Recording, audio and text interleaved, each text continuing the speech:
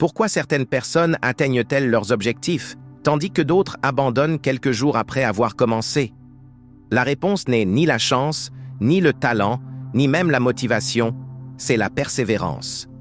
La capacité de se présenter chaque jour, peu importe comment vous vous sentez ou ce qui se passe autour de vous. Et soyons honnêtes, rester constant est difficile.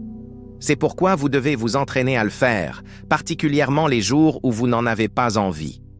Dans ce parcours, je vous aiderai à briser vos excuses, surmonter la résistance et construire une mentalité inébranlable ancrée dans l'autodiscipline. Si vous êtes prêt à cesser de recommencer sans cesse et à vous engager enfin véritablement envers vos objectifs, alors notre voyage commence maintenant. Vous êtes-vous déjà demandé pourquoi certaines personnes réussissent tandis que d'autres abandonnent si vite? Est-ce parce qu'elles sont plus intelligentes, plus douées ou simplement plus chanceuses? Non. La vraie différence réside en une seule chose, la constance. Et je ne parle pas d'enthousiasme temporaire, celui qui s'évanouit après quelques jours. Je parle d'une discipline silencieuse et persistante qui ne dépend pas des émotions. C'est la force de continuer quand vous êtes fatigué, ennuyé ou quand le monde vous tourne le dos. C'est le fondement sur lequel toute réussite durable est construite. Je pensais autrefois que l'inspiration était ce qui me faisait avancer. Mais l'inspiration est comme le vent. Elle arrive vite et repart encore plus rapidement. On ne peut pas bâtir une maison sur le vent, mais on peut construire un avenir sur des actions régulières, répétées jour après jour. La plupart des gens commencent avec excitation. Ils écrivent leurs objectifs. Ils s'exclament « Je vais changer ma vie ». Mais quelques jours plus tard, la vie résiste. Un matin froid, une réunion stressante, un rejet, et soudain, ils commencent à reporter. Je ne dis pas cela pour vous juger. Je le dis pour que vous puissiez vous pardonner et repartir sur une base plus solide. Cette base est la constance, non pas parce que vous en avez envie, mais parce que vous êtes engagé. Lorsque vous agissez avec constance, vous commencez à bâtir un nouveau type de confiance, la confiance en vous-même. Chaque fois que vous surmontez la paresse, chaque fois que vous tenez une promesse envers vous-même, vous prouvez silencieusement et puissamment « Je suis quelqu'un sur qui je peux compter ». Et une fois que vous pouvez vous faire confiance, tout change. Vous n'attendez plus les encouragements, vous cessez de dépendre de votre humeur, vous n'attendez pas la motivation pour agir, vous devenez la force qui vous propulse. Regardez les personnes véritablement accomplies, athlètes, artistes, entrepreneurs. Croyez-vous qu'ils se réveillent chaque jour pleins de passion? Bien sûr que non. Eux aussi ont des mauvais jours. Mais la différence, c'est qu'ils se présentent quand même. Ils s'entraînent quand même. Ils écrivent quand même. Ils passent quand même les appels. Ils agissent même quand personne ne regarde, même quand personne n'applaudit, parce qu'ils comprennent quelque chose de simple mais puissant. La répétition crée des résultats. Au début, vos efforts peuvent sembler passer inaperçus, mais pensez à une boule de neige qui dévale une montagne. Avec chaque poussée, elle grossit. La constance est cette poussée. Sans elle, rien ne bouge. Vous pourriez faire la bonne chose aujourd'hui et ne voir aucun changement, mais faites-le encore demain, et le jour d'après, et encore la semaine suivante. Un jour, vous vous réveillerez et réaliserez que vous n'êtes plus la personne que vous étiez. Vous avez changé, non pas bruyamment, non pas de façon dramatique, mais de la manière la plus discrète et la plus durable possible. Et voici quelque chose d'important. La constance n'est pas un don, c'est une compétence, un choix. Comme un muscle, plus vous l'utilisez, plus elle devient forte. Vous n'avez pas besoin de commencer grand. Commencez petit, si petit que vous ne pouvez pas échouer. 5 minutes de lecture, 10 minutes de journal, une pompe chaque matin. Vous ne le faites pas parce que vous aimez ça.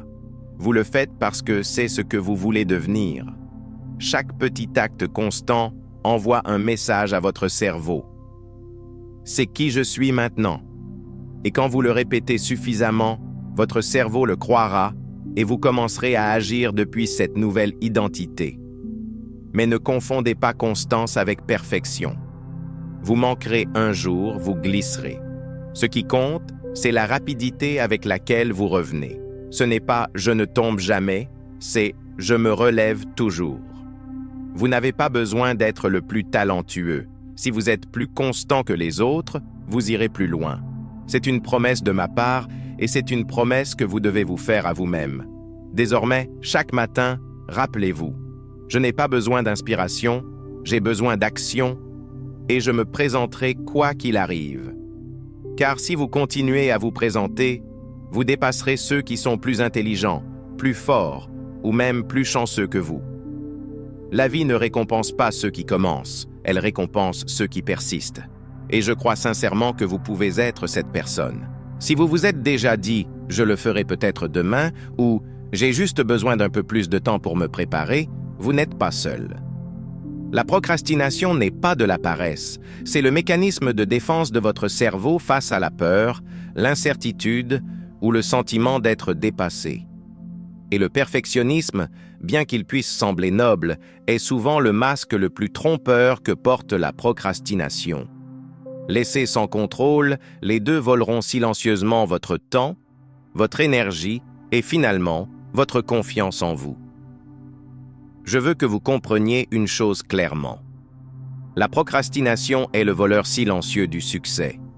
Elle ne crie pas, elle ne fait pas de bruit, mais elle s'infiltre dans chaque petite décision, vous maintenant dans un état de « je commencerai un jour, mais ce jour n'arrive jamais ».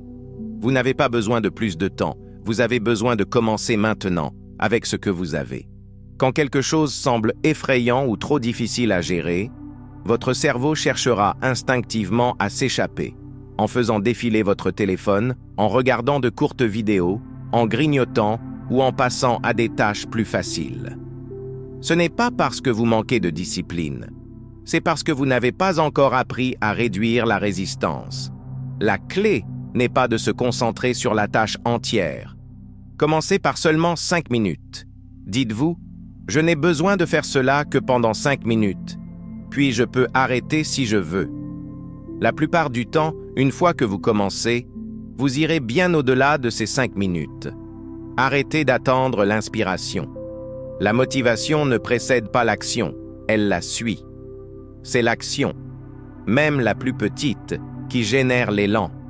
Arrêtez de trop réfléchir, agissez. Vous n'avez pas besoin de tout savoir, vous avez juste besoin de faire la première chose. Une autre cause de procrastination est le perfectionnisme. Vous hésitez à commencer parce que vous craignez de ne pas faire assez bien. Mais voici la vérité. Rien d'excellent ne naît parfait du premier coup. Le perfectionnisme n'est qu'une excuse pour éviter l'échec.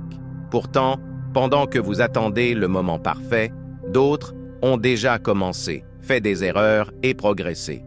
Vous devez rechercher le progrès, pas la perfection. Fait est mieux que parfait, quand parfait n'est jamais terminé. Créer des échéances artificielles est une autre façon efficace de vaincre la procrastination. Sans délai clair, votre cerveau suppose que vous avez tout le temps du monde. Fixez un point limite, rappelez-vous-en, partagez-le avec quelqu'un, planifiez-le comme un rendez-vous non négociable. Si votre concentration est souvent brisée par votre environnement, prenez le contrôle de votre espace. Désactivez les notifications, fermez les onglets inutiles, nettoyez votre bureau, placez votre téléphone hors de portée. Quand votre espace est désintoxiqué, votre comportement devient plus facile à diriger. Une stratégie simple mais puissante est la règle des 2 minutes. Si une tâche prend moins de 2 minutes, faites-la immédiatement. Si la tâche semble trop grande, divisez-la en parties qui ne prennent que 2 minutes pour commencer. Les petites actions répétées créent de l'élan. Vous avez également besoin de responsabilité. Parlez à quelqu'un de ce sur quoi vous travaillez. Laissez-les vérifier vos progrès. Savoir que quelqu'un compte sur vous double les chances que vous alliez jusqu'au bout. Votre environnement vous façonne plus que vous ne le pensez. Entourez-vous de personnes qui passent à l'action.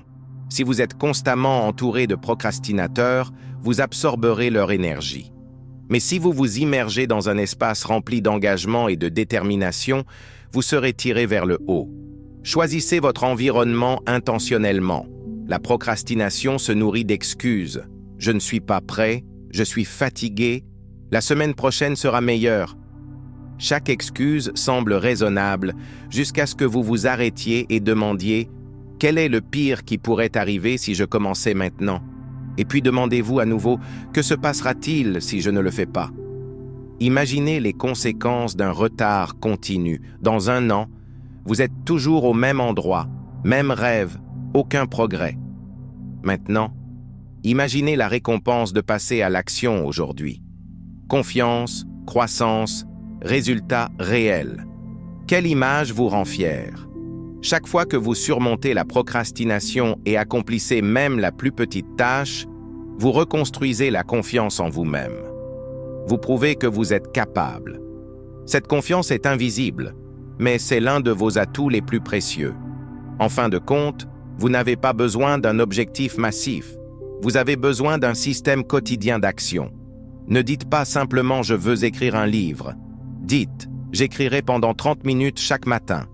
Transformez un souhait en programme. Transformez un rêve en habitude. Quand les actions deviennent une partie de votre rythme quotidien, la procrastination perd son emprise. Et n'oubliez pas de vous récompenser chaque fois que vous surmontez la résistance et passez à l'action. Célébrez un moment de repos, un petit plaisir, un mot gentil envers vous-même. Cela renforce le comportement que vous souhaitez répéter. Vous n'avez pas besoin d'être parfait, vous avez juste besoin de commencer, puis de continuer, jour après jour. Les actions deviennent des habitudes. Les habitudes façonnent qui vous êtes. Et qui vous êtes n'est pas forgé dans les moments faciles, mais dans ceux où vous avez choisi d'agir même quand c'était difficile. La procrastination et le perfectionnisme n'ont de pouvoir que lorsque vous restez silencieux et faites un pas en arrière. Mais dès que vous agissez, ils perdent tout, et vous devenez la version la plus puissante, courageuse et constante de vous-même. Mon ami, permettez-moi de vous poser une question simple mais profonde. Qu'est-ce qui, selon vous, distingue les personnes qui réussissent de toutes les autres? Est-ce la chance, le talent, les circonstances? J'ai observé, réfléchi et vécu assez longtemps pour réaliser que ce n'est rien de tout cela. La vraie différence réside dans l'autodiscipline. La discipline est le pont entre les rêves et la réalité. Ce n'est pas un trait inné, c'est une habitude forgée jour après jour, heure après heure, même dans vos moments les plus épuisés, désorientés ou démotivés. Vous êtes-vous déjà promis « je commencerai demain » pour ensuite trouver une excuse quand demain est arrivé? Vous n'êtes pas seul. La plupart d'entre nous sommes passés par là. Mais voici la vérité. Chaque fois que vous brisez une promesse envers vous-même, vous érodez la confiance la plus importante dont vous aurez jamais besoin. La confiance en vous-même. La discipline n'est pas une restriction, ce n'est pas la suppression de la liberté. En fait, la discipline est le fondement de la liberté. Quand vous prenez le contrôle de vos actions, vous cessez d'être esclave des émotions, des circonstances, du retard. Vous devenez le maître, et ce sentiment, cette sensation profonde et stable d'être en contrôle de votre vie, est l'un des états les plus puissants et paisibles qu'une personne puisse expérimenter. Alors, où commence la discipline? Avec les plus petits actes. N'attendez pas une grande vague de motivation. Faites votre lit le matin, buvez un verre d'eau, levez-vous quand l'alarme sonne sans appuyer sur snooze. Ces actions apparemment triviales sont les premières briques dans la construction d'une base solide. La discipline ne vient pas de l'inspiration, elle vient de l'engagement. L'engagement à faire ce que vous avez dit que vous feriez, indépendamment de votre humeur. L'engagement à vous présenter pour vous-même, même dans vos jours les plus sombres. Il ne s'agit pas de vous forcer, mais de choisir de vous tenir aux côtés de la meilleure version de ce que vous pouvez devenir. Et puis quelque chose de remarquable se produit. Plus vous tenez parole envers vous-même, plus vous commencez à vous faire confiance. Cette confiance devient le carburant qui alimente votre persévérance, et cette persévérance est ce qui vous emmène plus loin que le talent ou la chance ne le pourrait jamais. Quand vous entraînez la discipline, vous développez également une forme de pouvoir invisible, la force mentale. Elle ne crie pas, elle ne se vante pas. mais elle vous maintient stable quand tout autour de vous tremble. Elle vous porte en avant quand les autres ont déjà abandonné. C'est la flamme intérieure, petite mais inébranlable, qui éclaire tout votre chemin. La force mentale ne vient pas de ne jamais échouer. Elle vient de ne pas laisser l'échec définir qui vous êtes. Vous tombez et vous vous relevez, vous êtes fatigué, mais vous avancez quand même. Chaque fois, vous forgez une armure plus forte, plus résiliente, plus ancrée qu'avant. Comprenez ceci, les personnes disciplinées ne le sont pas parce qu'elles veulent toujours passer à l'action. Elles sont disciplinées parce qu'elles ont décidé d'agir avant que les émotions n'aient eu une chance d'interférer. Elles n'attendent pas d'en avoir envie, elles suivent un principe. Je fais ceci parce que j'ai choisi cette voie. Ne confondez pas discipline avec dureté. Cultiver la discipline ne signifie pas abandonner la joie ou vivre une vie rigide. Au contraire, la discipline donne naissance à une joie plus profonde et plus durable, celle qui vient de savoir que vous progressez, grandissez et vous maîtrisez vous-même. Peut-être qu'aujourd'hui, vous n'avez écrit que quelques lignes, fait de l'exercice pendant 15 minutes ou appris une seule nouvelle chose. Mais si vous faites cela chaque jour, vous ne serez plus la même personne.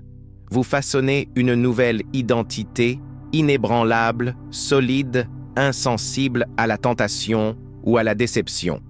Et voici le secret que je veux que vous n'oubliez jamais. La répétition intentionnelle crée la grandeur.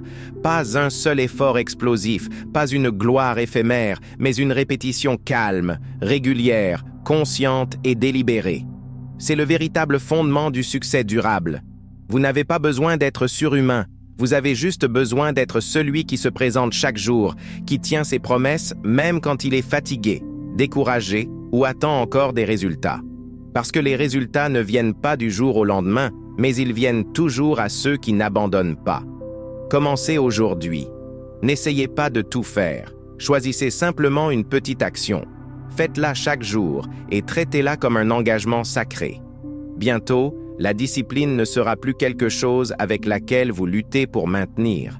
Elle deviendra une partie de qui vous êtes. Et quand cela arrivera, rien ne pourra vous arrêter. Non pas parce que vous n'avez jamais peur, mais parce que vous agissez même dans la peur. Non pas parce que vous êtes toujours fort, mais parce que vous refusez de laisser la faiblesse prendre des décisions pour vous. Mon ami, que l'action d'aujourd'hui soit une déclaration d'un nouvel avenir. Que la discipline soit le cadeau que vous vous offrez. Que chaque jour soit la preuve vivante que vous ne vivez plus selon des émotions éphémères, mais selon une vision à long terme claire et puissante. Je crois en vous, non pas parce que je suis aveuglément optimiste, mais parce que j'ai vu des personnes comme vous, pas à pas, jour après jour, construire ce qui semblait autrefois impossible. Et maintenant, c'est votre tour. Il y a un ennemi invisible qui apparaît toujours au moment où vous décidez de commencer. Juste au moment où vous vous asseyez pour écrire, commencez à faire de l'exercice ou changer une vieille habitude, il apparaît, silencieux, persistant, implacable. Il n'arrive pas avec un visage féroce, mais avec des murmures familiers. Tu peux le faire plus tard. Tu es fatigué aujourd'hui. Recommence à zéro demain. Demain ne te pousse pas trop fort. Sauter un jour ne fera pas de mal. J'appelle ça la résistance. La résistance n'est pas un événement. C'est une énergie, une force qui s'élève chaque fois que tu tentes quelque chose de significatif. Et voici ce que tu dois savoir. La résistance ne disparaît jamais vraiment, mais tu peux la contourner et gagner chaque jour, mon ami. Je ne te raconte pas un conte de fées sur une volonté inébranlable. Je partage une vérité que toute personne qui aspire à quelque chose de meilleur a affrontée. La résistance fait partie de l'esprit.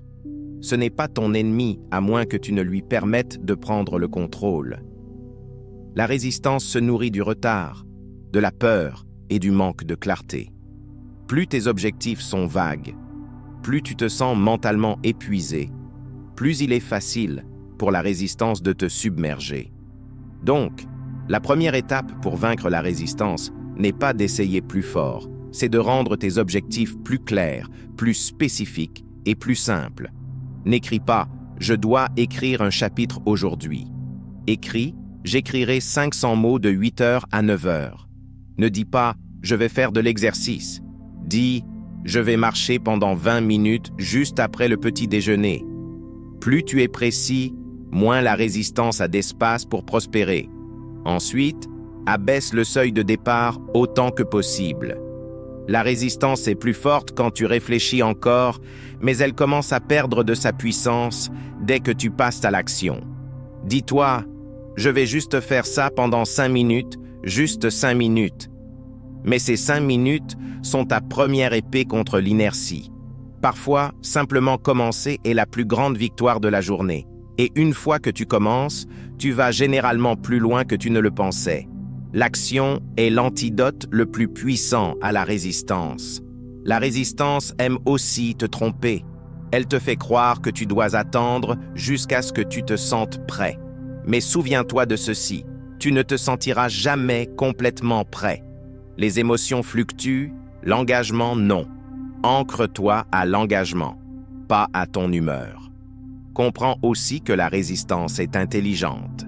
Elle ne te retient pas seulement par la paresse, elle se déguise en logique. Tu devrais faire plus de recherches avant de commencer, lire un peu plus d'abord, étudier juste un peu plus avant de passer à l'action. Mais si tu regardes de plus près, tu verras que c'est juste la peur qui porte le masque de la connaissance. La seule façon de briser ce cycle est de commencer imparfaitement. Laisse l'action mener, apprends en chemin, ajuste selon les besoins, mais n'attends pas que le brouillard se dissipe, car ce moment ne vient jamais. Une autre stratégie cruciale est d'identifier tes propres schémas de résistance. Observe-toi. À quelle heure de la journée as-tu tendance à abandonner? Quelle tâche déclenche habituellement des distractions? Qui ou quoi tend à faire dérailler ta concentration? Note ces points faibles et crée une contre-stratégie. Si tu es souvent distrait à la maison, change ton environnement. Si tu fais défiler ton téléphone chaque matin, laisse-le dans une autre pièce pendant la nuit. Chaque barrière que tu supprimes te rapproche d'un pas vers la constance. N'oublie pas le pouvoir des indices émotionnels. Avant de commencer ta tâche chaque jour, demande-toi « Comment vais-je me sentir une fois que ce sera fait ?» Connecte l'action au sentiment d'accomplissement, car le cerveau recherche le plaisir et tu utilises cet instinct même pour avancer. Il y aura des jours où rien ne semble fonctionner. La résistance semblera comme un brouillard épais sur tes pensées. Ces jours-là, tiens-toi à une seule règle. Simplement, n'abandonne pas. Tu feras peut-être moins que d'habitude. Tu ne compléteras peut-être qu'une partie de la tâche, mais ta présence est déjà une victoire. Chaque fois que tu fais, ne serait-ce qu'un petit pas à travers la résistance, tu renforces la confiance intérieure. Mon ami, souviens-toi que tu n'es pas seul dans ce combat. Même les personnes les plus exceptionnelles font face à la résistance chaque jour. La différence est qu'elles ne la laissent pas les gouverner. Elles la reconnaissent, la ressentent et la traversent peu à peu avec une détermination implacable. N'attends pas un jour sans résistance. Deviens la personne que la résistance ne peut pas briser.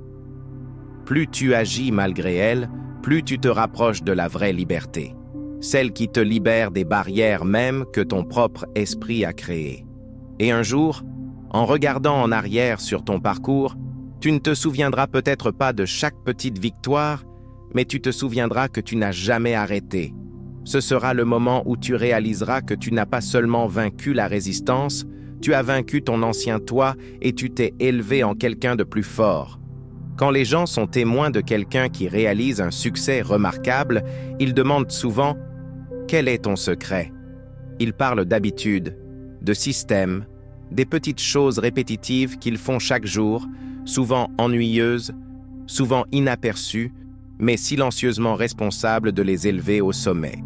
Si vous voulez changer votre vie, ne commencez pas avec des plans grandioses ou des objectifs ambitieux. Commencez par une petite action répétée quotidiennement jusqu'à ce qu'elle devienne une seconde nature. Lorsque vous développez les bonnes habitudes, vous n'avez plus besoin de lutter contre vous-même chaque jour, vous évoluez simplement en rythme. Les habitudes sont des choix que vous avez faits autrefois, mais qui sont désormais programmés comme des instincts.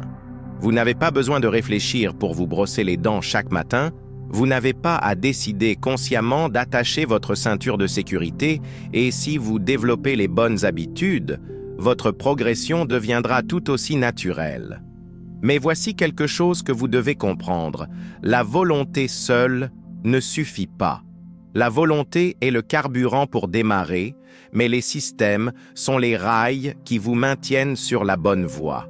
C'est là que vous devez concevoir un système d'action solide, un système qui ne dépend pas de l'émotion ou de la motivation, mais qui fonctionne comme un engagement personnel.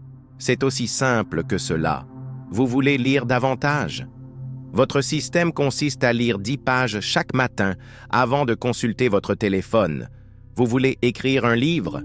Votre système consiste à écrire pendant 30 minutes chaque jour à une heure fixe. Je ne vous demande pas si vous êtes motivé. Je vous demande quel système avez-vous mis en place pour protéger ce que vous poursuivez. Une personne sans système, peu importe la force de son départ, risque de dérailler en quelques jours. Mais une personne avec un système, même si elle avance lentement, revient toujours au rythme, et c'est elle qui finit par gagner. Vous pourriez penser qu'un système vous contraindra, mais la vérité est qu'un système vous donne de la liberté. Lorsque vous n'avez plus besoin de prendre une décision chaque jour, vous conservez votre volonté et votre énergie pour des questions plus importantes. Un système transforme les choses que je devrais faire en choses qui se produisent simplement. Et vous cessez de lutter contre vous-même chaque fois que la résistance se manifeste. Un écrivain ne se sent pas toujours inspiré, mais s'il écrit à la même heure chaque jour, le manuscrit se termine.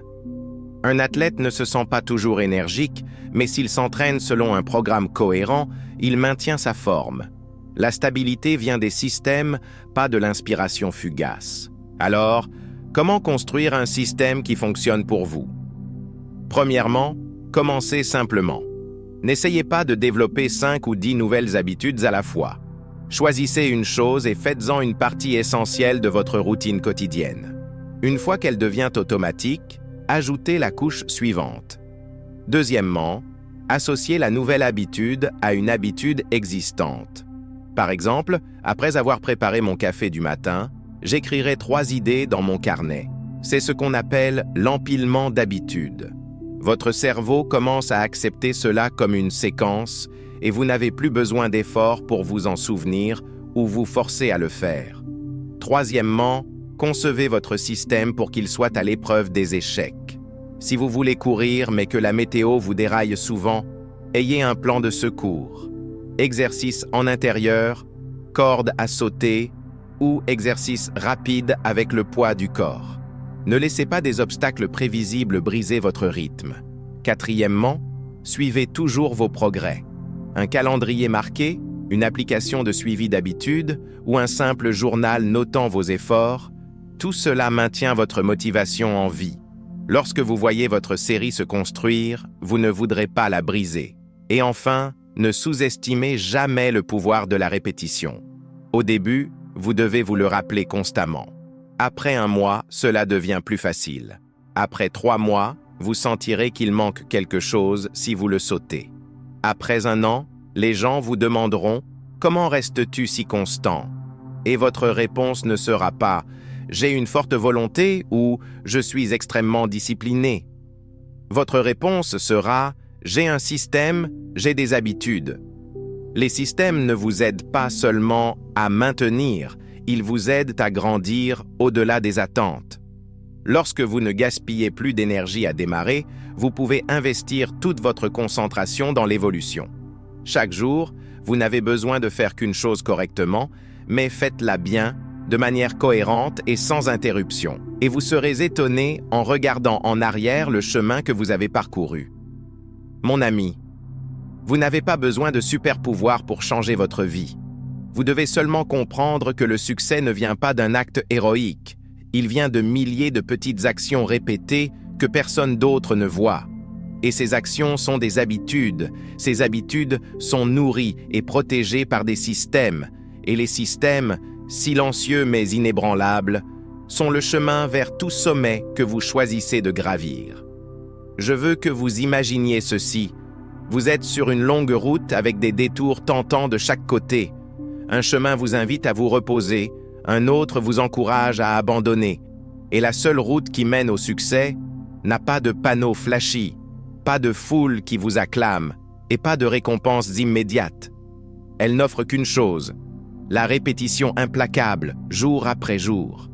Je vous dis cela parce que quelque part en vous, il y a eu un moment où vous avez abandonné un objectif, laissé inachevé un rêve jamais atteint, un plan autrefois excitant, maintenant couvert de poussière.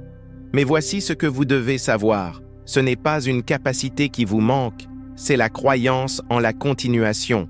Et aujourd'hui, je veux vous aider à la récupérer, parce que la personne qui n'abandonne jamais n'est pas la plus forte, n'est pas la plus intelligente, c'est celle qui persévère. La personne qui n'abandonne jamais comprend que le succès est la récompense de la persistance, pas de la perfection. Elle n'attend pas de se sentir prête. Elle n'attend pas l'inspiration. Elle n'attend pas d'avoir toutes les réponses. Elle continue simplement.